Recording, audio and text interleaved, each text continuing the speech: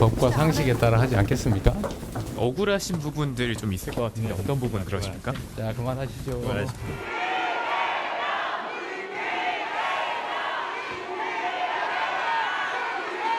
이 문제 판단은 어떻게 예상하세요? 죄송합니다. 진실과 정의를 되찾아준 재판부에 감사드립니다. 그 과정이 참으로 어렵고 길긴 하지만 창의 일속이라고 제가 겪는 어려움이야 큰 바닷속의 좁쌀 한 개 정도에 불과하지 않겠습니까? 죽이는 정치보다 이제 사람을 살리는 정치를 합시다. 이렇게 정부 여당에 말하고 싶습니다. 자, 이렇게 되면은 1승 1패란 표현이 가능할까요? 앞서서 선거법 위반 혐의 재판에선 1심 선고재판에서는 유죄가 나왔습니다. 오늘 이재명 대표 위증교사 혐의 1심 재판에서는 무죄가 나온 겁니다. 오늘 재판 결과 화면으로 간략하게 정리해 보겠습니다. 자, 1심입니다. 위증교사 혐의. 당초에 검찰은 징역 3년을 구형했습니다. 재판부에 이렇게 선고해 주사라고 요청을 한 거죠. 자, 이거는 대법원 양형 기준상 최고형을 구형을 한 겁니다. 그런데 오늘 재판부, 1심 재판부는 무죄를 선고한 겁니다. 자, 이 내용이 나온 뒤에 뭐 여야 반응을 엇갈렸는데 일단 여당에서 나온 반응 한 가지 자막, 하단 자막으로 좀 보겠습니다. 내용 보시죠. 이런 반응이 나왔습니다. 위증교사 죄목을 형법에서 차라리 없애라. 그러니까 국민의힘 일각에서는 굉장히 불만이 섞인 반응. 차라리 위증교사 죄목을 없애세요. 뒤에 생략된 거는 이렇게 재판이 나올 거라면 이런 말이겠죠. 또 하나 보겠습니다. 검찰도 바로 반응이 나왔습니다. 이 내용 좀 보겠습니다.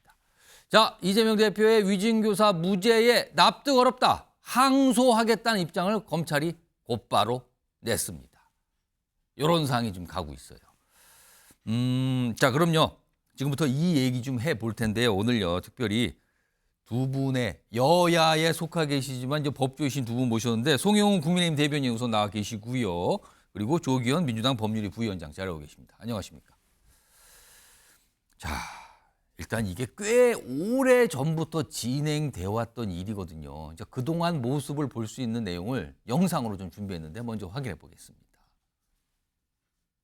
검찰 사칭하셨죠? 제가 한 게 아니고 PD가 사칭하는데 제가 옆에 인터뷰 중이었기 때문에 제가 그걸 도와줬다는 누명을 썼습니다. 그래서 구속됐습니까? 안 됐습니까? 구속됐습니다.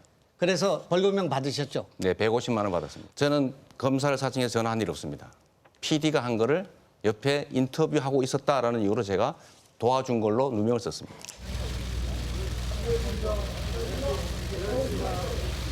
종전 판결 결과에 대해서 억울하다는 그런 표현이기 때문에 고의에 의한 허위사실 공표가 아니라고 판단하였습니다.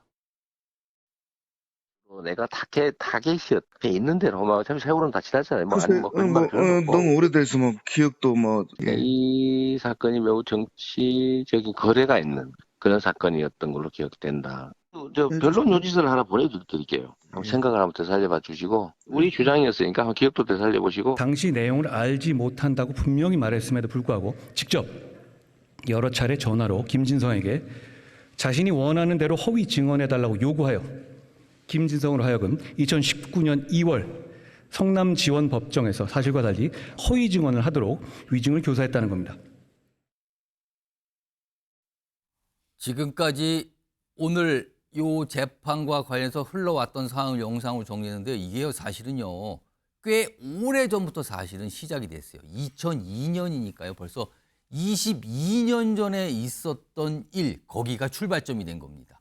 화면으로 정리해 보겠습니다.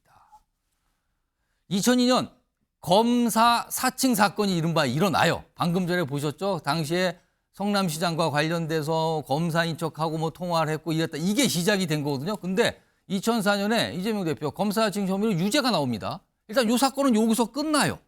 그런데 방금 전에 영상에 보면 토론 장면이 있었죠? 그게 경기지사 후보 토론회였는데 당시에 2018년이군요 벌써. 검사 사칭은 누명쓰다 이렇게 얘기를 했거든요. 이게 문제가 됩니다. 허위 사실을 얘기한 거 아니야. 이게 문제가 되는 거죠. 그리고 그 사이가 진행되면서 이재명, 김진성 통화에서 뭐 내가 타깃이었던 거 얘기해 주면 뭔가 전화 통화를 하면서 뭔가 얘기를 하는 장면이 있었죠. 이게 진행이 됩니다. 다음 보시죠. 자, 그리고 시간이 흘러서 요 재판 중에 이제 김민성 씨가 진술한 내용이 있고요. 그리고 허위사실 공표 혐의 최종으로 무죄가 나오는 겁니다. 그런데 그 이후에 검찰이 어떤 조사를 하다가 이재명 대표에 대해서 위증을 요구했다. 위증교사 혐의로 기소가 이루어지는 겁니다. 그리고 오늘 법원은 1심에서 무죄가 나왔습니다. 무죄 선고가 나온 거죠. 이런 과정을 겪었어요. 그러니까 이게 시작점이 2002년까지 거슬러 올라가야 설명이 되는 과정인 겁니다. 지금요. 자, 송영훈 국민의힘 대변인. 오늘 위증교사 혐의 1심 재판 이재명 대표와 관련된 거 당초에 좀 어느 정도 형량을 예상하셨습니까? 유죄가 선고된다면 대법원 양형기준표에 따라서 징역형이 선고될 것으로 그렇게 많이들 보는 중론이 있었습니다만은 어쨌든 지금 1심 판결이 선고가 됐는데 법치주의를 중시하는 보수 정당이자 집권 여당으로서 1심 판결을 존중합니다.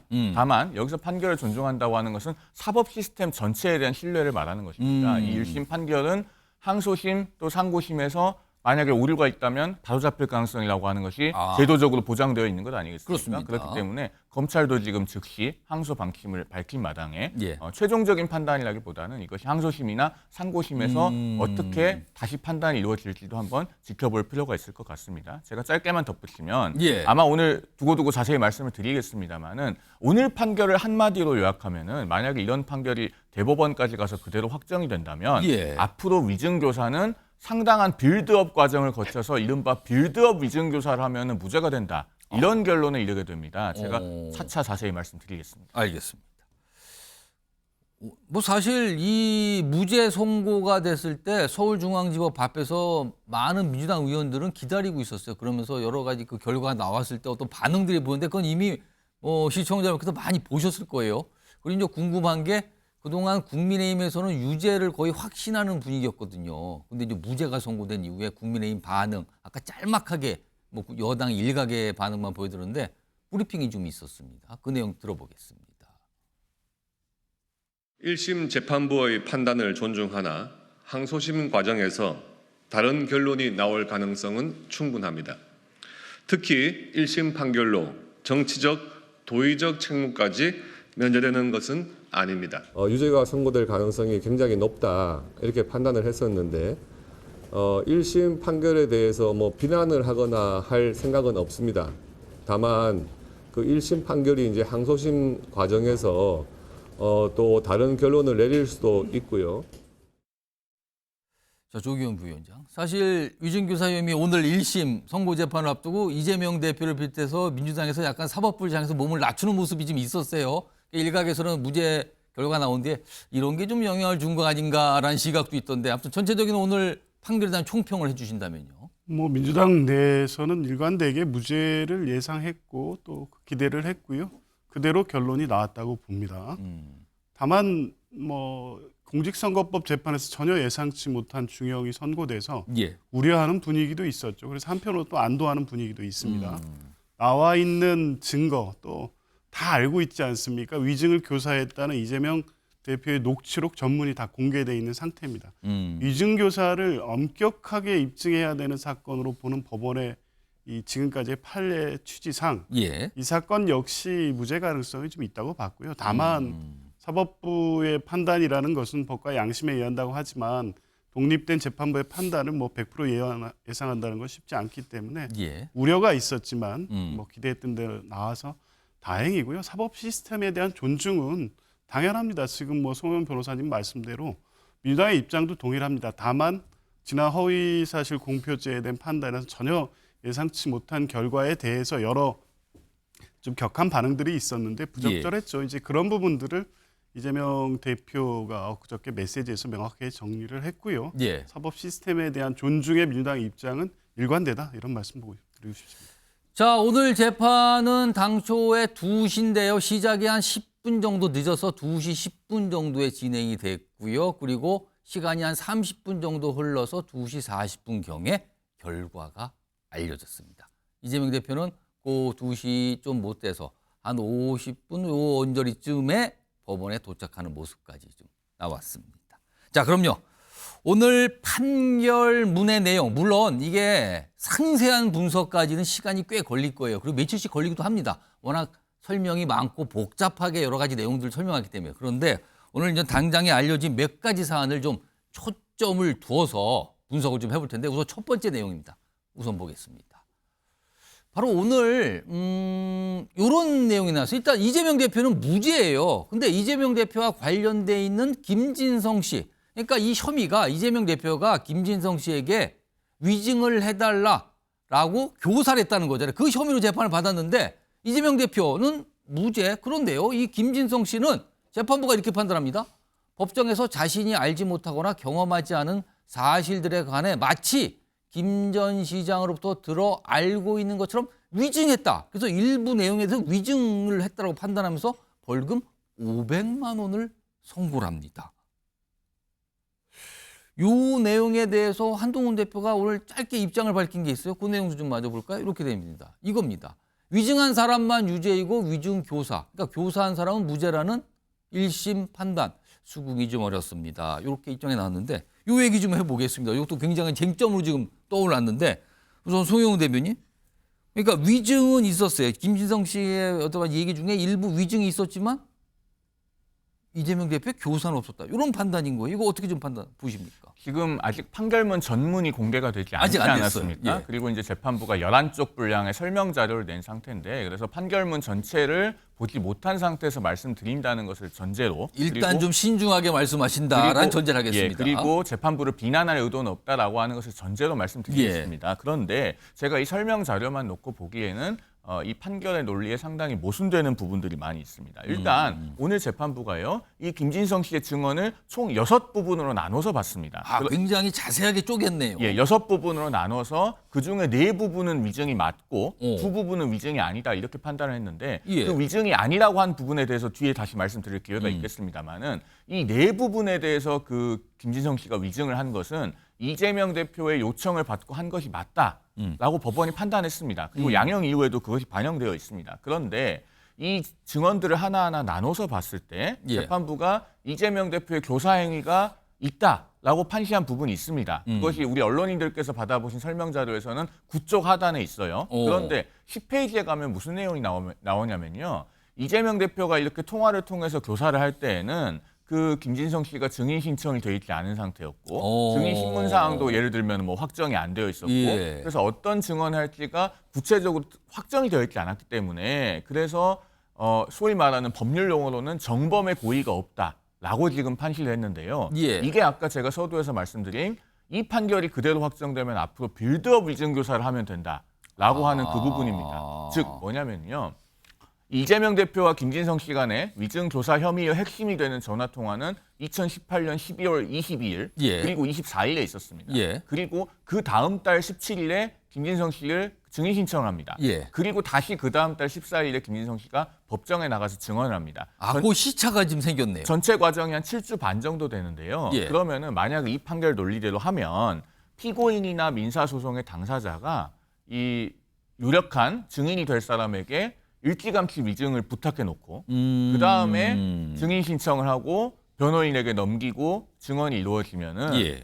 위증교사로 처벌받지 않는다는 결론에 이르게 됩니다. 그래서 저는 이 사건이 앞으로 고등법원에 갔을 때 또 대법원에 갔을 때 법원이 쉽사리 수긍할 수 있는 결론인가, 나아가 사법정책적으로도 이런 판례가 남는 것을 수긍할 수 있겠는가라는 점에서 의문이 있는 겁니다.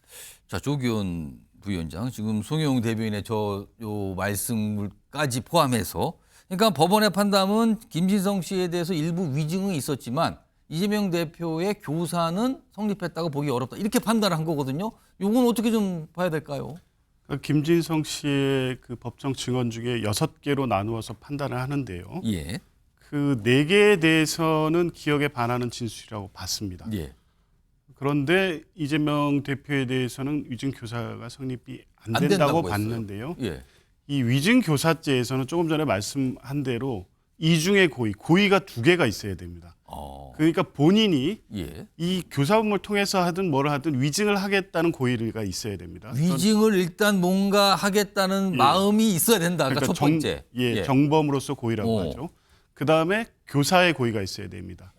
누군가를 통해서 이 허위의 기억에 반한 허위 진술을 시킨다는 고의가 있어야 됩니다. 이 두 개가 다 부인이 됐습니다. 그러니까 위증의 고의라고 하는 것은 위증을 하겠다는 구체적 내용이 확정돼 있어야 되고 그걸 제3자를 통해서 실현하는 실현행위까지 인정이 돼야 됩니다. 그런데 녹취록에 있는 내용들을 보면 어떤 상황에 대해서 쭉 설명을 하고 이러이러한 기대와 바람, 이런 진술이 나한테 도움이 된다는 얘기를 하고 있지만 예. 구체적으로 어떤 내용을 너 기억에 없는데 허위로 해달라는 그게 특정되지 않았다는 겁니다. 그러니까 뭐 이 전체적인 상황, 그 당시 김병량 시장과 KBS의 교감, 서로 협의한 내용, 캠프의 분위기 등등에 대해서 기억을 환기시키는 내용입니다. 특히 이 사건의 특이한 점은 이게 최근 1, 2년 사이에 있었던 내용에 대한 위증 교사 사건이 아닙니다. 예. 2002년에 있었던 사건을 2018년 재판에서 증언한 것이 허위사실 공표로 기소가 돼서 재판을 받았고요. 예. 그 부분에 대해서 위증교사죄로 최근에 기소가 된 겁니다. 통상 위증교사죄의 실형률이 높은 이유는 원래의 사건, 그러니까 이 사건 같은 경우에 허위사실 공표가 되겠죠. 이 사건과 위증의 내용이 시간적으로 붙어 있기 때문에 대개 위증 교사를 하는 교사범에 교사의 내용이 금방 특정이 되고 너무 간단합니다. 그러니까 예를 들면 어떤 상해죄에 대해서 상해의 고의가 없었다는 유리한 증언을 이끌어내기 위해서 예를 들면 내가 뭐 칼을 들고 가고 있었게 공소사실이 나와 있는데 그 칼은 내가 들고 간 게 아니라 제3자가 들고 갔다. 이렇게 바로 본 사건과 연결되는 기억, 그러니까 그 기억에 반할 수 없는 내용의 허위 진술을 유도하는 사건들이 대부분이기 때문에 유죄 판결률이 높고 실형률이 높은 겁니다. 그런데 이 사건의 같은 경우에는 오래된 사건이기 때문에 이재명 대표가 녹취록을 통해서 하나하나의 그 상황 설명을 하면서 그런 기억이 있느냐, 기억대로 한번 떠올려 달라, 이런 내용대로 한번 해줄 수 있느냐, 그렇다고 없는 내용을 할 필요는 없다, 이렇게 얘기합니다. 이런 전반적인 상황에 대한 판단으로 위증의 고의도 없었고 교사의 고의도 없었다, 이렇게 판단한 겁니다. 자, 일단 두 분이 아주 이 여야 소속이신 것만큼 이렇게 서로 다른 어떤 해석, 그다음에 이 지점을 잘 봐야 된다 이렇게 말씀을 좀 해주셨는데 일단 이 부분이에요. 위증에 대해서는 인정을 했는데 교사는 성립이 어렵다. 이렇게 어떻게 간단하게 말씀드린 그런 오늘 판결이 나온 건데 지금 사실은 또 한 가지 점이 좀 주목되는 게 지난해입니다. 이재명 대표에 대해서 체포영장, 그러니까 국회로 신청이 들어오고 그 여러 가지 절차가 있었잖아요. 근데 당시에 이제 법원이 뭐가 판단한 게 있었는데 그 내용 좀 보겠습니다. 체포동의안 이런 게 나온 시점이에요. 당시에 구속영장이 이재명 대표가 귀각이 됐어요. 여러 가지 건이었어요. 근데 그 중에서 이제 위증교사 혐의 관련된 내용이 있었거든요. 근데 그거에 대해서 당시 이 구속영장을 심사했던 이 판사는 위증교사 혐의는 소명된 것으로 보인다. 이렇게 설명 좀 했었거든요. 그리고 뭐 그러나 증거 인멸 염려가 있다고 보기는 어렵다. 그러면서 구속영장을 기각했어요. 기각하면서도 소명이라는 얘기를 그때 설명 좀 꺼내놨거든요. 자, 요걸 가지고도 지금 다시 얘기가 나오는데 이것도 두 분 의견 좀 들어보겠습니다. 먼저 송영웅 대변인. 당시에 그 유창훈 서울중앙지법 영장 전담 부장판사가 매우 이례적으로 위증교사 혐의는 소명되는 것으로 보인다라고 하는 부분을 영장 기각 사유에 명시적으로 적시했죠. 그럼 소명되는 것으로 보인다라는 거는 이 혐의가 상당히 짙다 이렇게 무게를 뒀다는 거죠. 그렇습니다. 예. 그 통상적으로 이제 법원의 영장 전담 부장판사들은 사건 기록을 파악하는 능력이 대단히 뛰어난 분들이 담당을 합니다. 그리고 아마도 그 영장 발부 여부를 검토하는 과정에서 그 김진성 씨가 2019년 2월에 증언을 했던 그 증인신문 조서, 그리고 이재명 대표와 김진성 씨 간의 통화 녹취록 정도는 대조를 해봤을 겁니다. 그 둘을 대조해보니 이것은 위증을 교사하는 것이 상당 부분 맞다라는 판단하에 소명된다라고 표현을 했을 것인데요. 저는 여전히 그 당시에 영장 전담 부장판사가 봤던 그 관점은 의미가 있다고 생각합니다. 왜냐하면 오늘 판결에서도요. 이재명 대표가 요구한 그 증언의 취지를 법원이 동그라미 번호를 붙여서 1번부터 5번까지 6번까지도 정리를 했는데 예. 그것이 김진성 씨가 증언한 6가지 내용 중에서 네 부분이 지금 위증으로 판단이 되지 않았습니까? 예. 그것과 맞춰 보면은 상당 부분 들어맞습니다.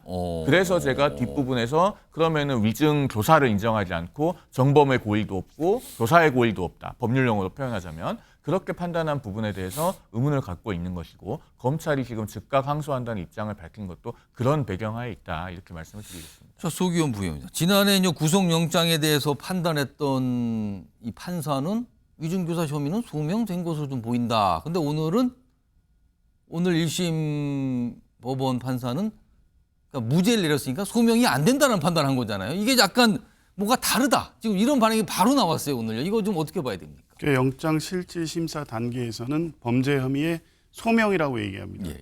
증거에 의해서 합리적 의심이 없을 정도의 엄격한 증명을 요구하는 수준이 아닙니다. 당시 검사가 제출하는 녹취록은 일부였습니다. 그러니까 실제 위증을 교사하는 취지로 볼 수 있는 몇 가지 문구가 들어있는 녹취록을 제출했기 때문에 그 내용만 보면 그것에 의해서 증언한 내용으로 연결돼서 위증의 혐의가 볼 수 있다 정도를 소명이라고 보는 겁니다. 다만 이제 구속의 필요성이 없어서 이제 영장은 기각됐지만 형사 유죄 판결에서는 다릅니다. 이 소명보다 엄격한 증명을 해야 되는데 예.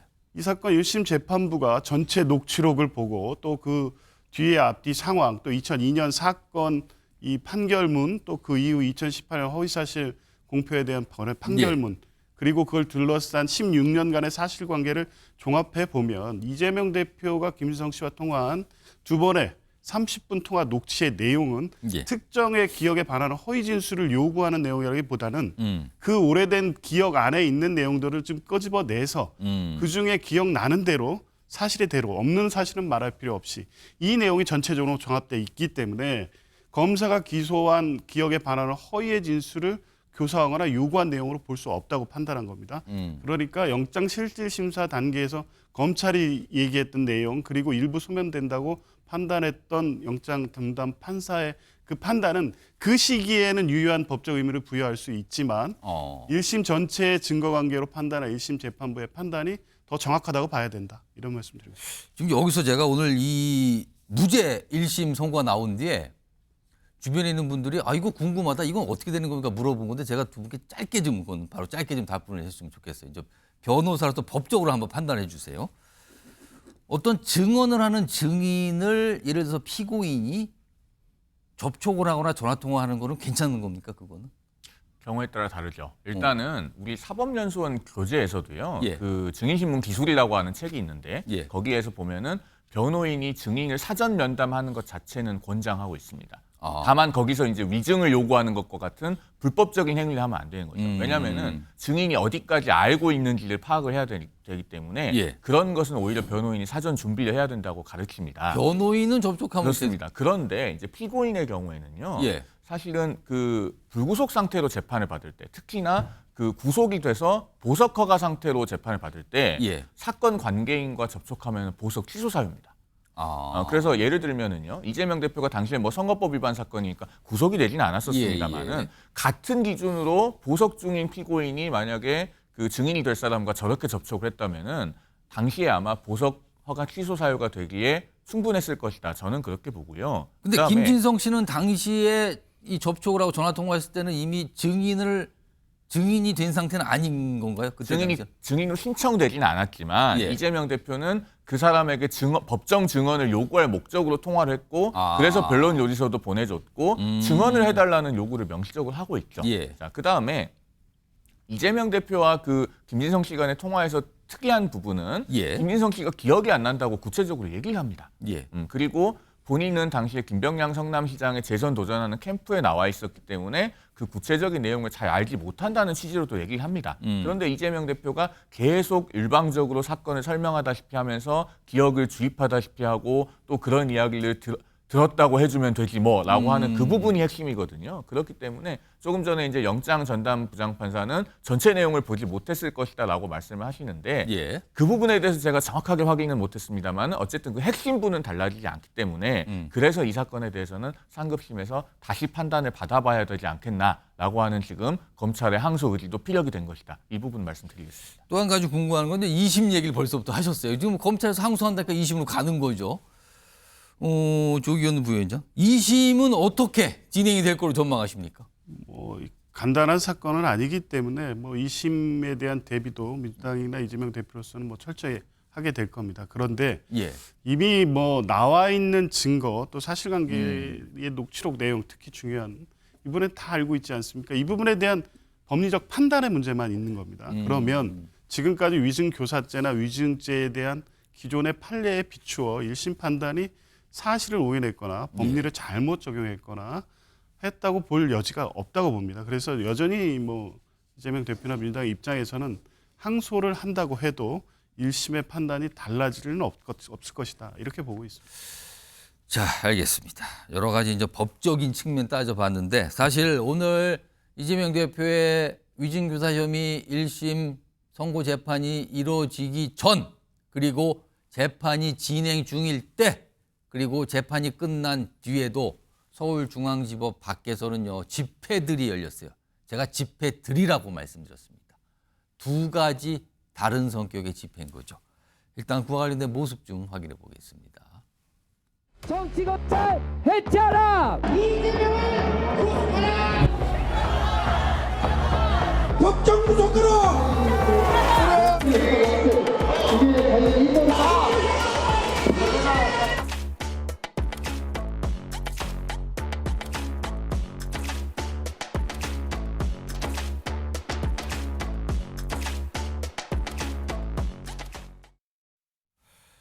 자, 요거는 두 분께 똑같은 질문 좀 드려볼까요? 송영훈 대변인, 조기현 부위원장.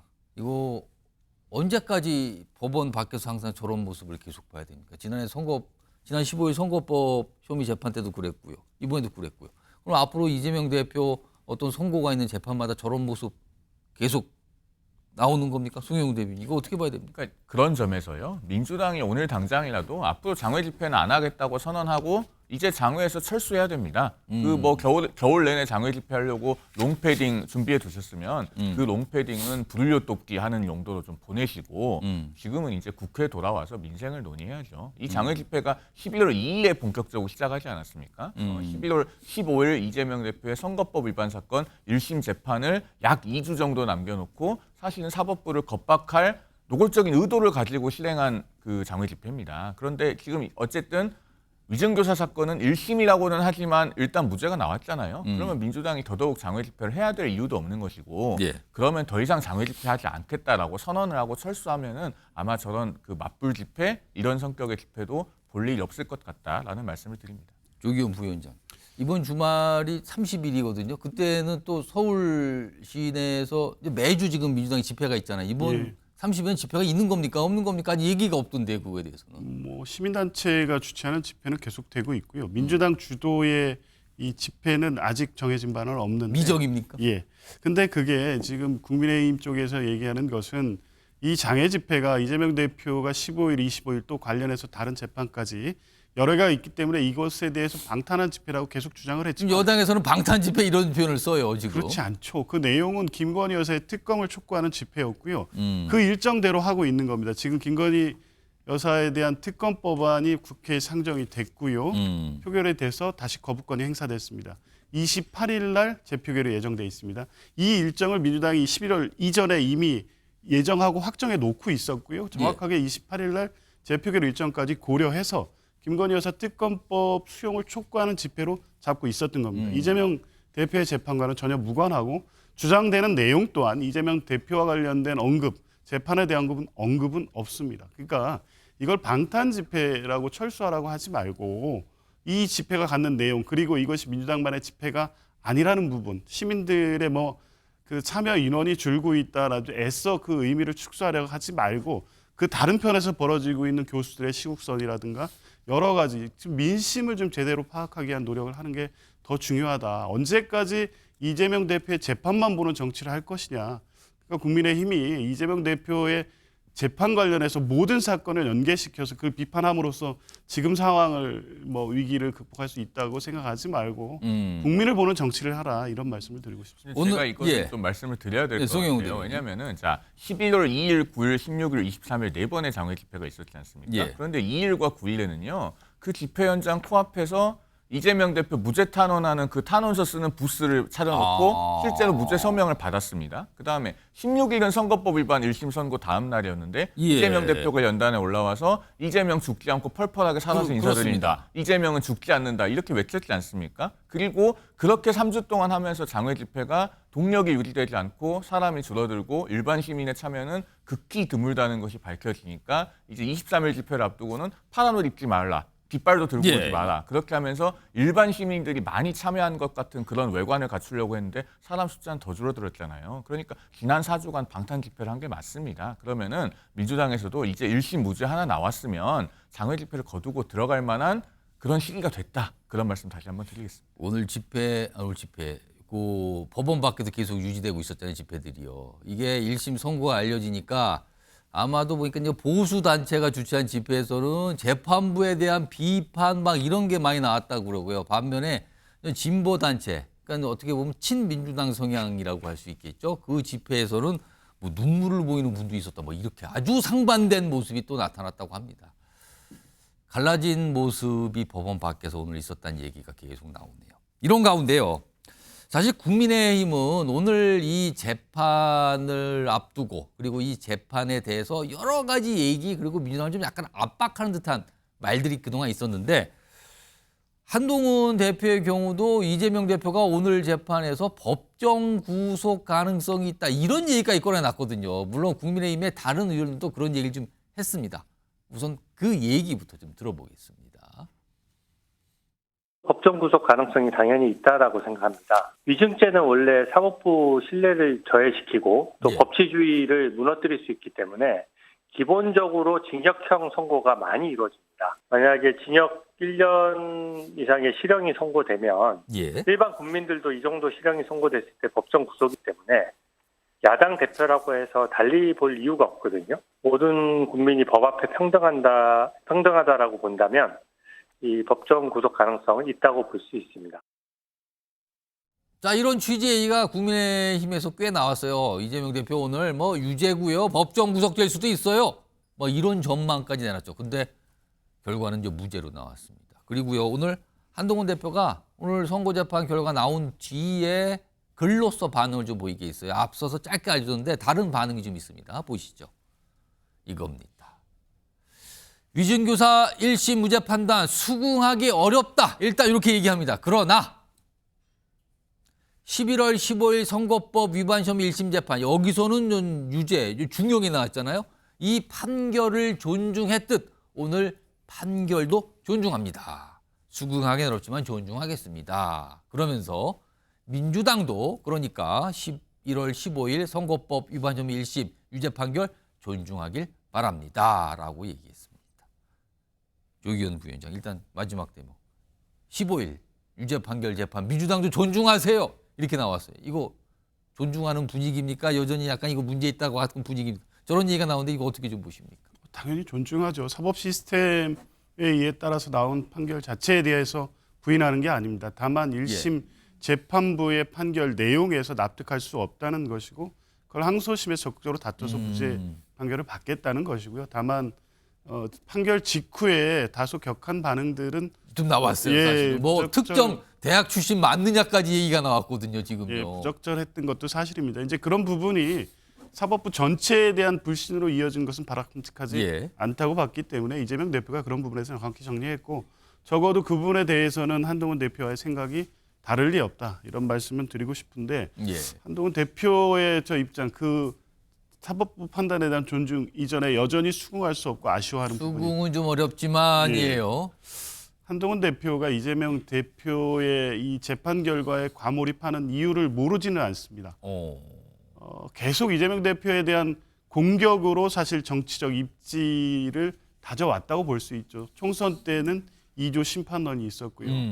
그 뒤에 비대위원장 사퇴 후에 당대표로 선출된 이후에도 계속해서 이제 대통령과의 갈등 국면에서 어려운 국면을 거치다가 이재명 대표 선거 일정이 다가왔을 때 2, 3주간 계속적인 이재명 대표의 사법 문제에 대한 공격만 해왔습니다. 예.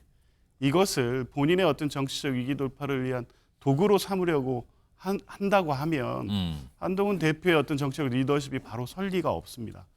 실력과 능력으로 보여줘야죠. 대통령의 잘못된 부분을 바로잡는 여당 대표의 모습으로서 당내에서 평가받고 국민들로부터 평가받을 생각을 하셔야지, 최악의 이재명 대표가 유죄 판결을 받고 구속된다고 해서 그게 한동훈 대표 현재 정치적 활로를 열어줄 것 같습니까? 전혀 그렇지 않거든요. 그걸 왜 그런 판단에 대한 것 없이 이재명 대표에 대한 이 사법 리스크, 사법 판단에 대한 공격으로 모든 정치 일정의 대부분을 최근까지 해왔는지 그런 부분을 한 번쯤 이번 무죄 판결로 숙고해 보실 필요가 있다, 이런 말씀을 드리고 싶습니다.